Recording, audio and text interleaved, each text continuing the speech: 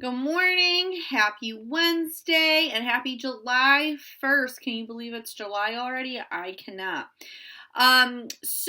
Welcome to class 8. We're going to jump right into it. We are going to be looking at a new principle of art today. It is the principle of art called balance. Now, balance, unlike movement, rhythm, and pattern, does not necessarily work off of those three things. It doesn't directly relate to any of them.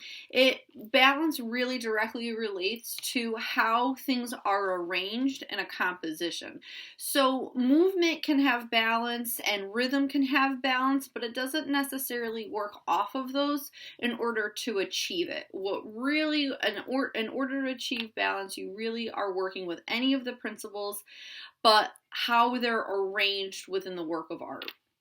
So when we talk about balance, balance refers to the visual weight. So when you're looking at a composition or a two-dimensional image or even a three-dimensional image, you're looking at how things are arranged and are they evenly dispersed throughout the page. So if there are 3 circles on a page, are they all evenly dispersed into throughout that page, or are they focused on one side of the page as those three circles on one side of the page and nothing's on the other side of the page? If that's the case, then you have an unbalanced work of art. But if you have 3 circles and they're all evenly dispersed with one in the middle and one on either side, then you have a evenly dispersed or visually pleasing work of art. Everything feels stable. So most of the time artists want to achieve balance within their work of art, and there's 3 ways that they can do it. But that's not to say that not all artists do that. So there are some artists that directly experiment with the way that balance works, and they try to achieve unbalanced works of art to create interest within their work. So you can go either way, but most of the time you want to create some sort of sense of balance in order for your composition to look right. So there are 3 major types of balance. There is symmetrical balance, where one side of a work of art mirrors the other side. So if you think of my face, if you're looking directly at my face right now, and I split my face down the middle, I have an eye on this side in the same exact position as this side of my face. I have an eye on this side, and both eyes are directly on the same side and in the same position. Same with my nostrils. The whole face and body is a very symmetrical work of art. So I have an arm and a hand on this side, and I have an arm and a hand on this side. Everything really does mirror each other. Then you have what's called asymmetrical balance, which is where you have 2 sides that look similar, but they're not exactly the same. So if I were to smile and if I had a dimple on this side of my cheek, but I don't have a dimple on this side of the cheek, you could, in essence, call that asymmetrical balance. Everything still looks the same on either side, but it's not, it's not exactly the same. Then the third type of balance is called radial balance. Now, radial balance is, think of a flower, okay? So you have the center of the flower, the bud, and then you have the petals that grow out from the center of the flower. So radial balance addresses a work of art that radiates from the center and goes out. And in essence, radial balance is also very symmetrical in nature. So whatever you have going on one side is happening on the other, is also happening on the top and on the bottom. So radial and asymmetrical balance are very similar. However, in order to have radial balance, you have to have one definitive center where everything grows out from. Okay, so with that, we are going to jump into the balance project. So if in Google Classroom, you should be in Google Classroom if you're viewing this video, you're going to hit the balance project, the link for the balance project. Again, just like every other assignment in here, you want to make sure that when you open this, you're opening it with Google Slides. If you don't have that option at the top of your page and in the center, then you're going to go over to the right-hand side with the 3 little dots for more actions. You're going to open in a new window. From there, you will be able to open with Google Slides. You'll have that option up at the top. Now I've made it accessible to you, and you all will have your own copy. In order to ensure that you have your own copy of this project, you need to go up to the upper left-hand corner, and your name should appear. And after your name you should have the title Balance Project.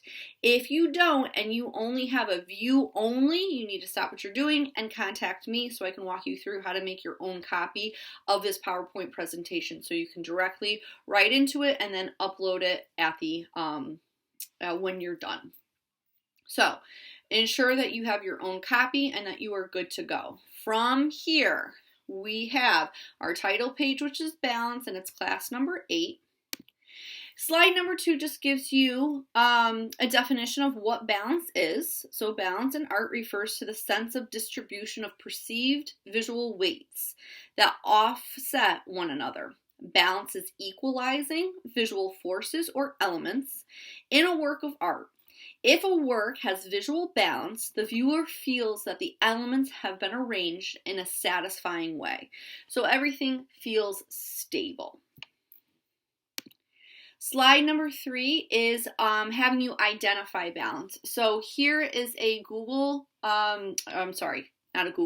Here is a worksheet. You don't need to do anything with this worksheet. I'm having you do all of your work right directly into the slide. So the directions for this worksheet is you are going to identify what type of balance is each of these pictures, okay? So the pictures are Starry Night. Then we have the flower, which is directly below Starry Night. Then next to Starry Night to the right is a town and river, and then right below that is eggs. So what you're going to do is you're going to directly write into this slide, because again, it's your own copy. Next to Starry Night, you're going to tell me, based upon the definitions given in the previous slide, in slide number 2, remember I had just talked about symmetrical, asymmetrical, and radial. In that worksheet, it gives you the definitions of both. Do we all see my dog right now? He wants attention. So there are definitions of all 3 of those right there for you to reference. Now what you're going to do is, again, go to Starry Night, and you're going to tell me what type of balance is that. Is that symmetrical balance, asymmetrical balance, or radial?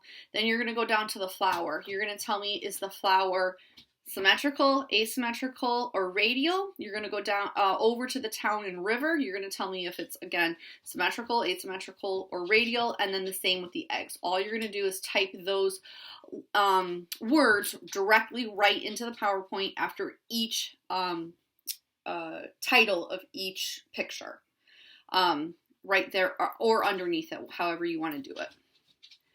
After you complete that, you're going to go to slide number 4, and you're going to create your own balance. So here you're going to have, you're going to be able to create 2 drawings. If you have a printer accessible to you, you are going to copy and paste this worksheet into a document, print it off, and then you're going to be able to draw right into the into that worksheet. When you're done, take a picture of it and upload it to slide number 5. If you don't have a printer accessible to you, you are going to get a piece of paper. You are going to recreate this worksheet on that piece of paper, draw into it, then take a photo of it and upload it to slide number 5 so I can see your work. Slide number 6 is going to introduce you to radial balance a little bit more. That's ultimately what your balance project is going to be about. We're going to be working with radial balance. So from slide 6, you're going to go to slide 7. Slide 7 is going to give you a brief, very brief description of what mandalas are. Mandalas are a way to create a work of art. It's actually using repetition and pattern. So again, we're not strictly looking at repetition or rhythm and pattern, but it is being used in this balance exercise. So it just gives you a brief history of what mandalas are. And then you are going to create your own radial balance work of art. And I don't like to call it a mandala because mandala typically refers to one religion. or one culture rather, I shouldn't say religion, but with one culture. There are many different types of mandalas, but we really don't call them mandalas in other cultures. So if you look at stained glass windows, especially like the Notre Dame rose window, that is a radial design work of art, but it is not a mandala. It is a stained glass window. So your project is going to have you create a radial design. So again, this worksheet off to the right is a template. If you are able to print this off, you're going to use this template to create your radial design. If you don't have a printer accessible to you, you're going to have to try and recreate this by creating a circle. Then you're going to segment it off into 8 equal parts. So you are going to draw a plus sign, and then you're going to go through it with an X. If you look at the template, you'll be able to see what I'm saying. And then you're going to be able to create the circular bands within each of the sections. Each bands is going to have some sort of a pattern, and you're going to be able to build upon that pattern. Now, the only thing that you need to remember with that pattern is that each of the sections need to reflect one another. So there's where the symmetrical balance comes into play. So each section, each of the 8 sections should all look similar, and then at the end, your end result will be a radial balance, almost like a flower. But it's going to be way more intricate than a flower. But it's all going to be symmetrical all the way around. Each little section is going to have its own, or each little section is going to repeat the section before it. Then, once you're done with that, you are going to upload your drawing of the mandala to slide number 9. When you're done, you are going to go back to Classroom.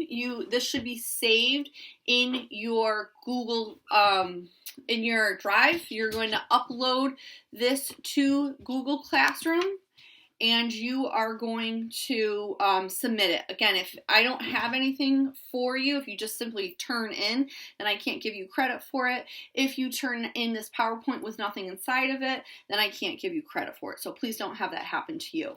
This assignment is going to be due July 6th. So today is Wednesday. You will have until Monday to do it. So you'll have all of today, Thursday, Friday, the weekend, but please don't wait till the last moment to do this project because it will catch up with you, especially if you haven't done any of the other assignments. So please, please, please don't wait till the last moment. If you have any questions or comments or concerns, please let me know. Reach out to me, and I will be able to help you with anything that you need.